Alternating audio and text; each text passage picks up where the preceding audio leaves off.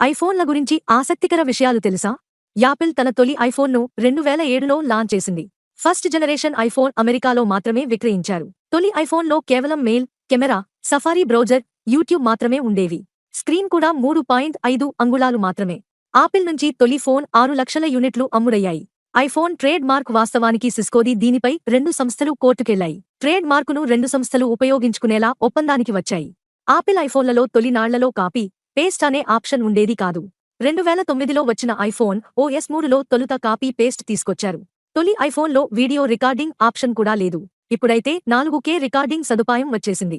ఐఫోన్లతో సినిమాలు సైతం తీస్తున్నారు. ఆపిల్ ఫోన్లలో యాడ్స్ గమనిస్తే అన్నింటిలోనూ 9:41 AM అని ఉంటుంది. ఎందుకంటే జూన్ 2007 29న అదే సమయానికి స్టీవ్ జాబ్స్ తొలి ఐఫోన్ను విడుదల చేశారు. ఆపిల్ కంపెనీకి ప్రధాన ఆదాయం ఐఫోన్ల నుంచే. దాదాపు 60% ఆదాయం ఐఫోన్ల ద్వారానే ఆపిల్కు సమకూరుతుంది. ప్రపంచ స్మార్ట్ఫోన్ మార్కెట్లో ఆపిల్ ఐఫోన్ వాటా 20% అయినప్పటికీ లాభాల పరంగా మాత్రం 80% వాటా ఆపిల్దే. ఆపిల్ తన కొత్త ఐఫోన్లను ఆవిష్కరణకు ఏటా ఓ ప్రత్యేక కార్యక్రమం నిర్వహిస్తుంటుంది.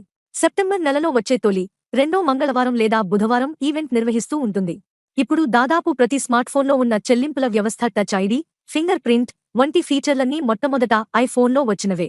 అన్ని సంస్థలు తాము తీసుకురాబోయే ఫోన్ల గురించి కొన్ని టీజర్లను విడుదల చేస్తాయి.